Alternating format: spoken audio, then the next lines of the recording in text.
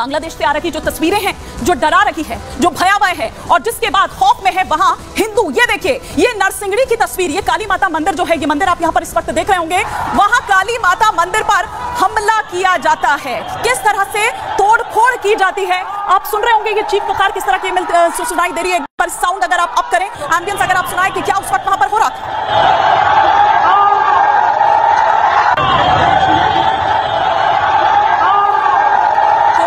कि किस तरह से एक मॉब, एक भीड़ जो होती है, ये भीड़, ये उपद्रवी, ये दंगाई वहां पर पहुंचते हैं और मंदिरों को निशाना बनाया जाता है। पुजारी हो, पंडे हो, जो भी उस वक्त वहां पर मंदिर में रहे हो, उनको वहां से बाहर निकाल देते हैं। और ये मेहरपुर की तस्वीर हम आपको दिखा रहे हैं, मेहरपुर की तस्वीर जहां पर इस्कॉन मंदिर जो है उसे निशाना बनाया जाता है। देखिए, उस वक्त वहां पर पूजा अर्चना हो रही थी, पूजा कर रहे थे लोग वहां पर, और जैसे ही वहां पर वो लोग पहुंचते हैं, उसके बाद तितर बितर वहां पर स्थिति हो जाती है। और वो एक खौफ जो है वो उन हिंदू जो परिवार जो वहां पर रह रहे हैं, जो लोग वहां पर रह रहे हैं, उनके चेहरे पर वो खौफ साफ तौर पर दिखाई दे रहा है। और ये समय समय पर हमने देखा है कि किस तरह की सांप्रदायिक हिंसा हो या किस तरह से वो भेदभाव जिसकी भेंट चढ़ता रहा है हिंदू। और यही कारण है कि पिछले कुछ वक्त में किस तरह से पलायन को मजबूर वहां से हिंदू हुए। बल्कि एक रिपोर्ट तो ये भी कहती है कि अगले 3 दशक में अगर देखें तो हिंदू बिल्कुल साफ हो जाएगा वहां से। फिलहाल ये मंदिर में आगजनी की तस्वीर मैं दिखा रही हूं आपको, जहां हिंदुओं पर हमला किया जाता है, आग वहां लगा दी जाती है। उनके जो आस्था के जो केंद्र हैं, जो मंदिर वहां पर हैं, उन पर किस तरह से आगजनी की जाती है, तोड़फोड़ की जाती है। जो महिलाएं हैं उनके साथ बदसलूकी की जाती है। सुनिए जरा।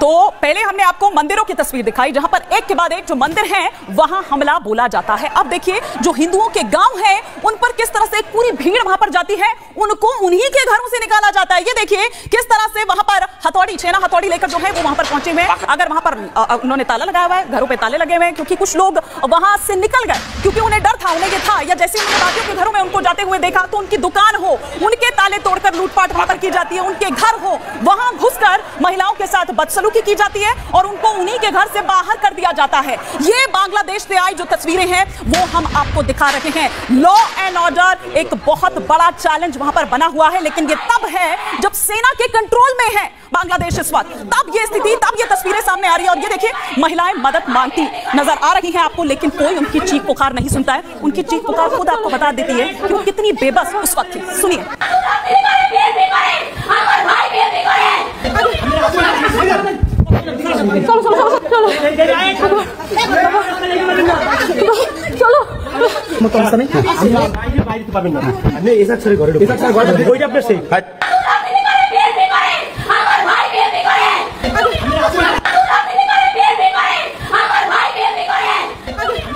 वो महिला गुहार लगाती रही, वो ये कहती रही कि छोड़ दिया जाए, लेकिन उस महिला की एक नहीं सुनी गई। आप देखिए कि हिंदुओं के घरों पर, ये नोआखाली की तस्वीर हम आपको दिखा रहे हैं जहां पर जला दिए जा रहे हैं। ये सिस्कियां सुन रहे हैं, ये सिस्कियां सुन रहे हैं। मतलब सोचिए कि किस तरह से वो जो उनका आशियाना है, वो जो उनका घर है, और छोटे छोटे बच्चे हों, महिलाएं हों, ये आप देखिए कि क्या तस्वीर निकलकर सामने वहां से आती है, किस तरह की स्थिति वहां पर हो चुकी है। भगवान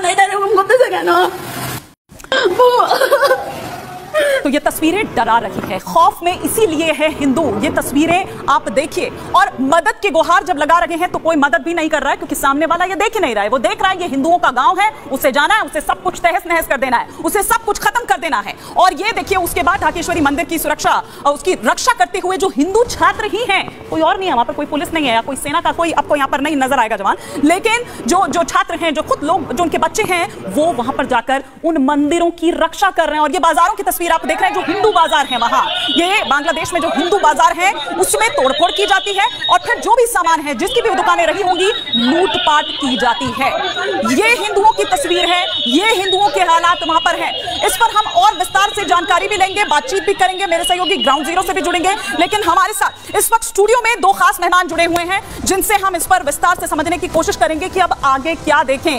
बांग्लादेश में तो तख्ता पलट, ये तमाम जो ये तस्वीरें हिंसा की निकलकर सामने आ रही हैं, लेकिन भारत के लिए क्या? अब हम यहां पर देखें, हमारे साथ दो खास मेहमान मेजर जनरल वीके दत्ता हमारे साथ इस वक्त जुड़े हुए हैं और साथ ही साथ मेजर जनरल संजय सोई इस वक्त हमारे साथ जुड़े हुए हैं इस पर और विस्तार से बातचीत के लिए। Major general VK Datta sir, मैं सबसे पहले आप ही से शुरुआत करती हूं चर्चा की। ये तस्वीरें देखकर रोंगटे खड़े हो रहे हैं, भयावह है तस्वीरें जो निकलकर सामने आ रही है, जिस तरह से चुन चुन कर उनको टारगेट किया जा रहा है। क्या कह रही हैं तस्वीरें? देखिए, ऐसा कि जो एजिटेशन हुई स्टूडेंट एजिटेशन के नाम पे, जो आरक्षण के ऊपर जो मुद्दा लेके चले, वो ट्रिगर था। ट्रिगर को एक सिचुएशन पैदा करेगी जिसके अंदर स्टूडेंट्स को इस्तेमाल करते हुए लार्ज स्केल मूवमेंट चालू किया और बाद में ये एजिटेशन के माध्यम से जमात इस्लामी के लोग इसके अंदर शामिल हो गए और उस एजिटेशन को ओवरटेक करके इन्होंने सत्ता पलट का एक खेल खेल दिया वहाँ पे शेख हसीना को पावर से हटाने का। अभी जब शेख हसीना वहाँ से रिज़ाइन करके चली गई हैं, वो बांग्लादेश में नहीं है अभी, तो अभी ये एजिटेशन करने का मकसद क्या है? अब ये हिंदुओं के टेम्पल्स, हिंदुओं के घरों पे अटैक करने का मकसद क्या है? ये सीधा सीधा जाहिर करता है इसके अंदर जो कट्टरपंथी पार्टियां हैं, पाकिस्तान के ISI के शह के ऊपर जमात इस्लामी के लोग ये टारगेट कर रहे हैं जान के हिंदुओं की प्रॉपर्टीज़ को, ताकि एक ये सिचुएशन पैदा करें इस सब कॉन्टिनेंट के अंदर कि हिंदू यहाँ से पलायन करके चले जाएं। इसको बोलते हैं एथनिक क्लेंजिंग।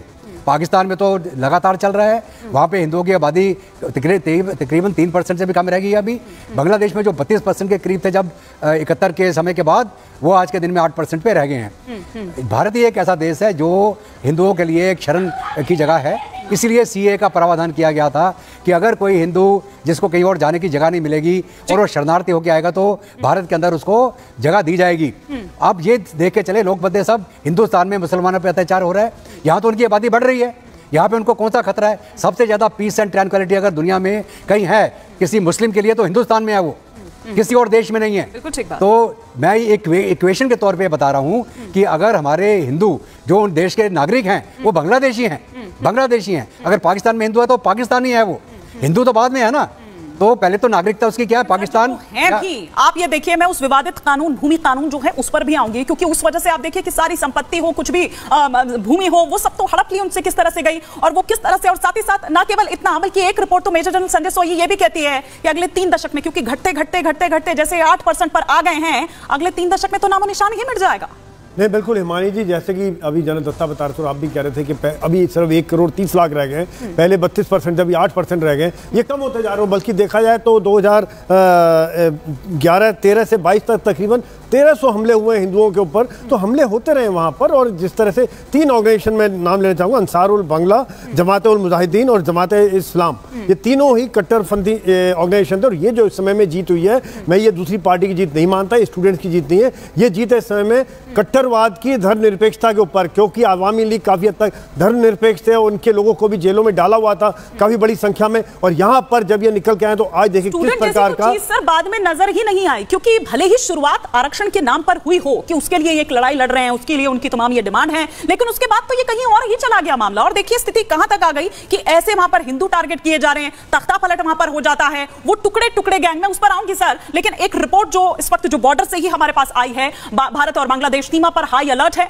जहां दोनों देशों की सीमाएं ओपन है, वहां सुरक्षा बढ़ाई जा रही है। हमारी टीम भी वहां पहुंचती है और जो ये बॉर्डर है वहां पर एक गांव है, उस गांव पर जाकर हालात जानने की कोशिश की कि वहां क्या हालात हैं और लोग किस तरह से देख रहे हैं, क्या लोग वहां भी खौफ में हैं, बता रहे हैं हमारे सहयोगी।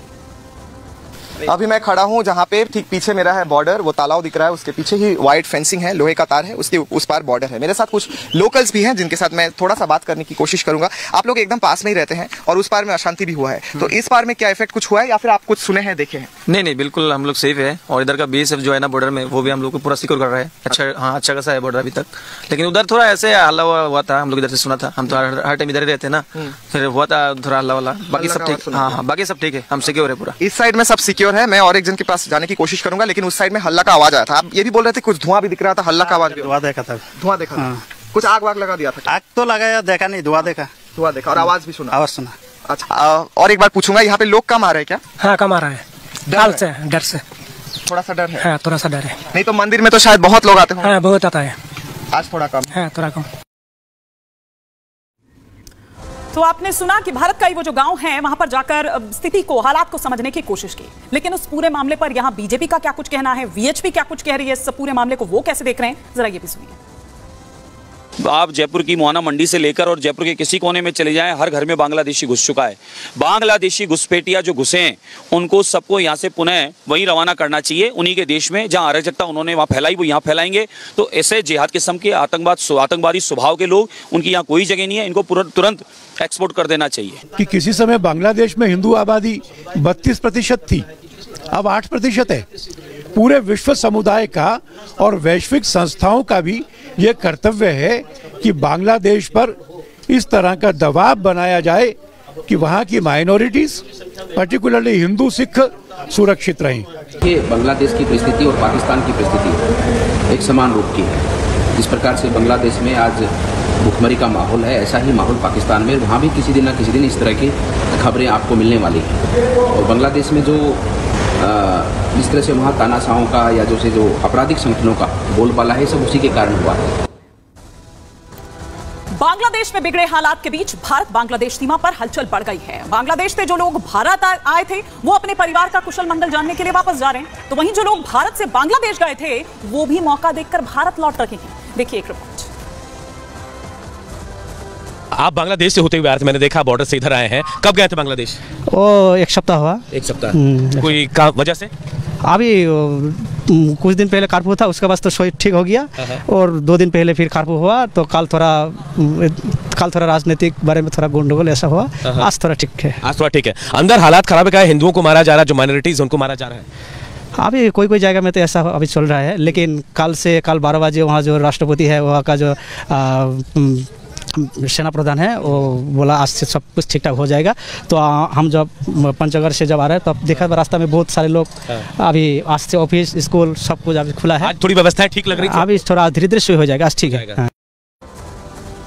अभी थोड़ी देर पहले हम अपने मेहमानों से यहाँ पर चर्चा कर रहे थे बांग्लादेश में हिंदू आबादी की 1951 में दरअसल क्या थी, 1974 और अगर 2024 की अब हम अगर बात करें तो तब क्या स्थिति है। 1951 में अगर देखें तो ये 22% यानी कि 22% थे और इनकी संख्या कितनी थी, 92 लाख। 1974 में ये घटकर कितने हो गए, 13.5%, 96 लाख हालांकि अगर उस लिहाज से हम देखें तो। और 2024 में 8% ये घट गए, मतलब 8% ये सिर्फ रह गए हैं। तो लगातार आप ये देखिए कि ग्राफ जो है परसेंटेज वाइज वो किस तरह से घटता चला जा रहा है। तो ये हम आपको दिखा रहे हैं और यही कारण रहा कि देखिए किस तरह से जो पलायन है, तमाम ऐसी चीजें रही और बार बार ये जिस तरह से हिंसाएं भड़कती रहती है, सांप्रदायिक हिंसा, उसके बाद इस तरह की ये स्थिति हो गई है। और अब जिस तरह से ये एक बार फिर से उनको निशाने पर लिया जा रहा है, उनके गांव में आप देखिए कि जो भीड़ है वो वहां पर जाती है, उनको खदेड़ देती है, उन्हीं के घरों से उनको बाहर निकाल दिया जाता है। जो उनके मंदिर हैं, जो आस्था के केंद्र हैं, उनको निशाना बनाया जाता है। ना केवल इतना, बल्कि जो रोजी रोटी के साधन उनका है, जो दुकानें उन्होंने अपने लिए खोली हुई है वहां पर, या रोजी रोटी कमाने का जो एक जरिया है, उसको भी वो किस तरह से तहस नहस कर देते हैं। ये तस्वीरें हम आपको दिखा रहे हैं। तो बांग्लादेश में हिंदुओं की क्या हालत है वो बता रहे हैं कि बांग्लादेश में हिंदुओं की स्थिति लगातार खराब हुई है पिछले कुछ वर्षों में, पिछले कुछ सालों में। अगर हम देखें तो 1991 में हिंदुओं की आबादी करीब 22% थी। ये ग्राफिक्स के जरिए भी हम आपको दिखा रहे थे, बता रहे थे। 1964 के बाद 11.3% हिंदुओं ने बांग्लादेश छोड़ा। 1971 की अगर बात करें, जिसका बार बार जिक्र भी किया जाता है, तब 1971 में बांग्लादेश बना। हिंदू 13.5% बचे थे उस वक्त। 2011 में हिंदू आबादी घटकर 8.54% हो गई थी। और ये हम आपको दिखा रहे हैं कि लगातार इसमें ये घटता ही चला गया। 2022 में बांग्लादेश में हिंदू 7.95% ही बचा था। और बांग्लादेश में हिंदुओं का धार्मिक उत्पीड़न लगातार जारी है, वो तस्वीरें आपको बता रही हैं। रिपोर्ट में दावा है कि 3 दशक में हिंदू खत्म हो जाएंगे, उनका नामो निशान मिट जाएगा। और यही कारण है कि देखिए हिंदू खौफ में है। लगातार उन गांवों से, उन परिवारों से जो रिपोर्ट है वो भी हम आपको लगातार दिखा रहे हैं। और इस वक्त बॉर्डर पर मौजूद हैं हमारे सहयोगी अनूप, जो सुबह से ही हम तक जानकारी दे रहे हैं। आप दिखा रहे थे अनूप कि किस तरह से एक्टिविटी जो है वो वहां पर बढ़ती है। बीएसएफ के जो डीजी हैं दलजीत चौधरी, वो वहां पर पहुंचते हैं। लेकिन इस बीच ये भी है कि जो भारत आए थे बांग्लादेश से, वो अपनों की खैरखा लेने के लिए वापस बांग्लादेश जा रहे हैं। बांग्लादेश वाले इधर भारत आना चाह रहे हैं। क्या अभी देखा है आपने वहां पर क्या टटोला? देखिए हिमानी, मैंने जिन जिन लोगों से बातें की, ज्यादातर लोग जो वो थे जो बांग्लादेश के थे और भारत आए थे और भारत से अब बांग्लादेश वापस लौटे हैं। हाँ, वो संख्या कम है जो हिंदू जो भारत के थे जो बांग्लादेश में थे वो आज कम लौटे हैं, लेकिन हाँ ज्यादातर बांग्लादेशी यही कहते नजर आए कि भारत बहुत अच्छा है, बहुत बेहतर है बांग्लादेश के हिसाब से, और अब बांग्लादेश में जो कुछ हो रहा है ये कहीं ना कहीं बांग्लादेश के भविष्य को खराब कर रहा है। लेकिन सबसे अच्छी बात आपको बताऊं, आपने जो बात बताई कि हाँ हिंदुओं के मंदिरों को तोड़ा जा रहा है, हिंदुओं पर अत्याचार हो रहा है, उनको परेशानी झेलनी पड़ रही है, लेकिन सबसे अच्छी बात जो मैं आपको बता रहा हूं, इन सबके बीच जिस बॉर्डर पर मैं खड़ा हूं, देखिए फुलबाड़ी ये चेक पोस्ट है, इसमें मंगलवार और शनिवार को जो परेड होती है दोनों सेनाओं की वो आज भी हुई है, थोड़ी देर पहले यहां आज भी हुई है। बॉर्डर पर शांति है, भले बांग्लादेश में ढाका या फिर दूसरे अलग जगहों पर जो हंगामा हो रहा है, हिंदुओं पर अत्याचार हो रहा है, लेकिन बॉर्डर में एक अलग मिसाल देखने को मिल रही थी। वो परेड अभी भी थोड़ी देर पहले हुई है और यहां पर बिल्कुल शांति है। जो लोग आ रहे हैं उनको आने दिया जा रहा है, जो जा रहे हैं उनको जाने दिया जा रहा है, लेकिन बेवजह किसी को ऐसा नहीं है जो हिंदू है या फिर भारतीय हैं उनको जाने से रोका जा रहा है कि फिलहाल एडवाइजरी है कि आप बेवजह यहां से ना जाए। लेकिन जाने वाले ज्यादातर बांग्लादेशी हैं जो भारत आते हैं, भारत इसलिए क्योंकि भारत में उनको इलाज सस्ता मिलता है, पढ़ाई सस्ती मिलती है, इसलिए वो बांग्लादेश छोड़कर भारत आते हैं, इलाज करा के वापस जाते हैं। तो यहां फिलहाल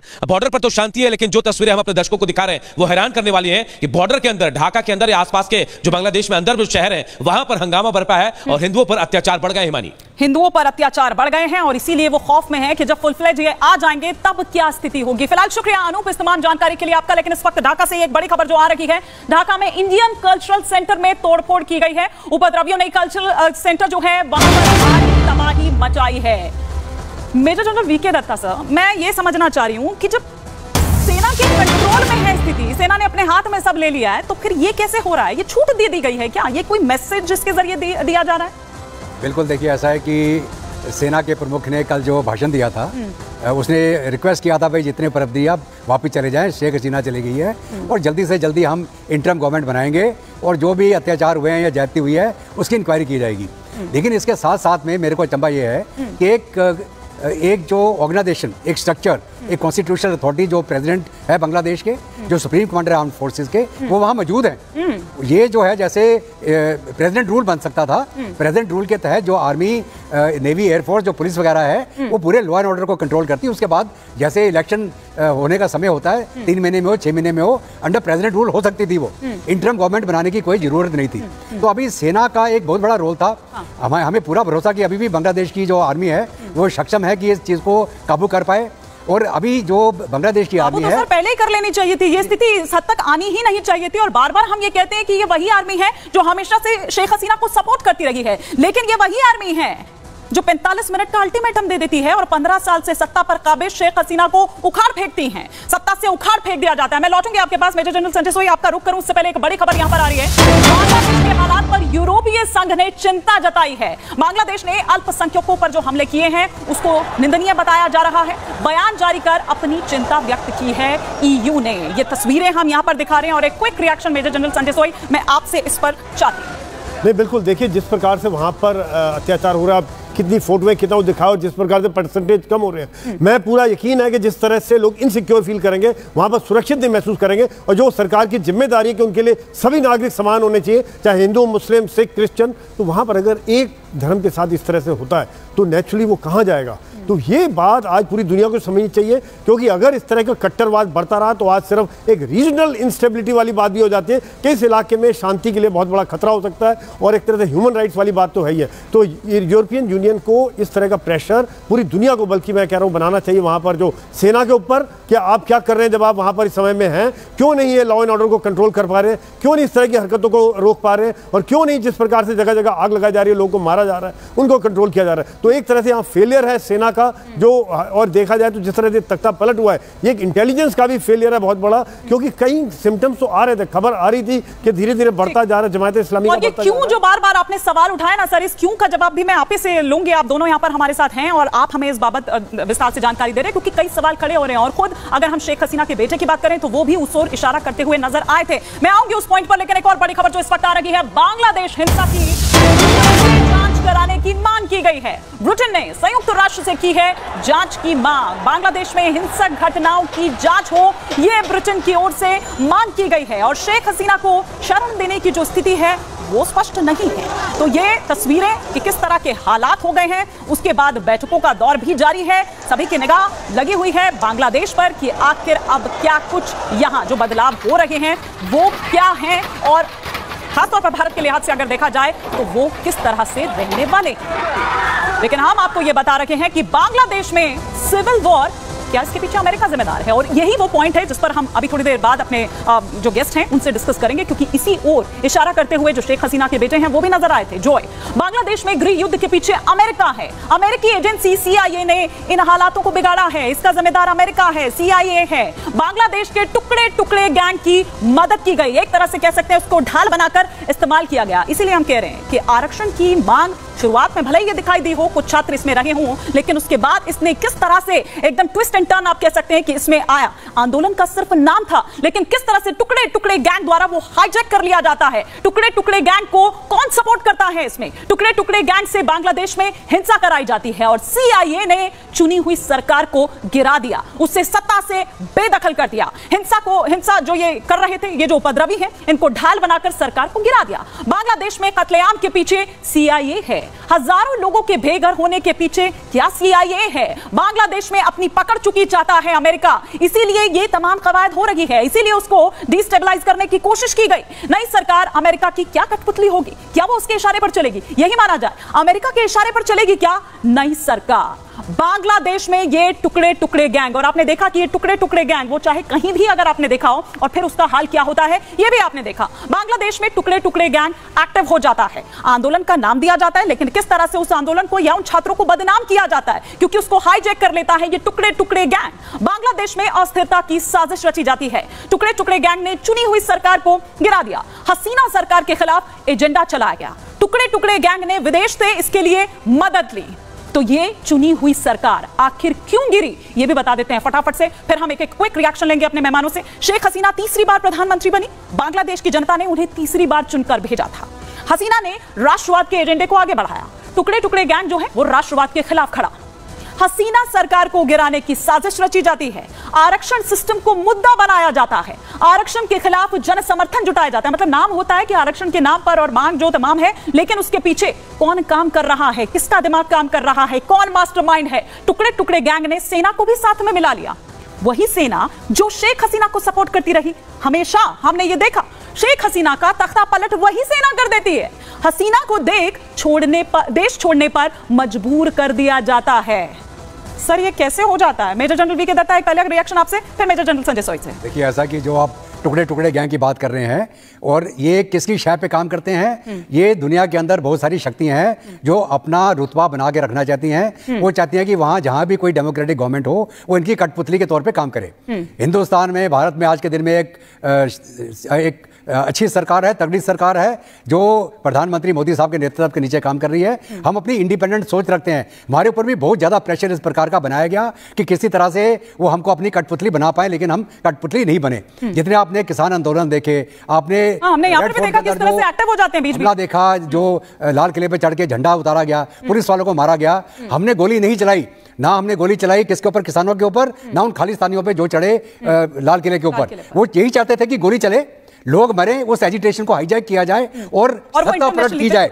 यही कार्रवाई इन्होंने डीप स्टेट ने, जो एनजीओज हैं, जॉर्ज सोरोस है, बांग्लादेश में बहुत सारे एनजीओ हैं, जो एनजीओ अभी जो जिनका नाम आ रहा है कि वो जिसको प्रधानमंत्री बना देना चाहिए, जो एक नोबेल लॉरेट भी हैं, वो भी एनजीओ हैं, मोहम्मद यूनुस। हाँ बिल्कुल। तो ये जो सारी शक्ति है, इनको डीप स्टेट बोला जाता है। ये डीप स्टेट वहां भी काम कर रहा है, ये हिंदुस्तान के खिलाफ भी काम अभी भी कर रहे हैं। और हमारे यहाँ भी, अगर आपने सुना होगा, कई लोगों ने बोला था कि अगर इलेक्शन में ये हुआ वो हुआ तो आग लग जाएगी, तो यही आग लगती है।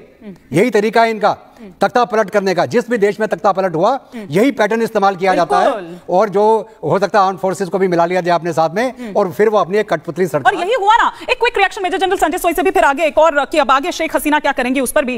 मेजर जनरल संजय सोई, क्योंकि देखिए ना, एक लोकतांत्रिक देश, एक चुनी हुई सरकार, और आते हैं आर्मी चीफ, और जिस तरह से वो बोल रहे हैं, आप मतलब सोचिए कि क्या ये राइट है उनके पास? ऐसा लग रहा है जैसे हमने पाकिस्तान में नहीं देखा है कि सेना ही चलाती है सब, सेना ही सब फ्रंट पर होती है, कुछ वैसा ही नजर आया था। ऐसा लग रहा था कि पपेट है। नहीं, बिल्कुल बिल्कुल हिमानी जी, जो आप कह रही हैं सही कह रही हैं, क्योंकि जिस तरह से माहौल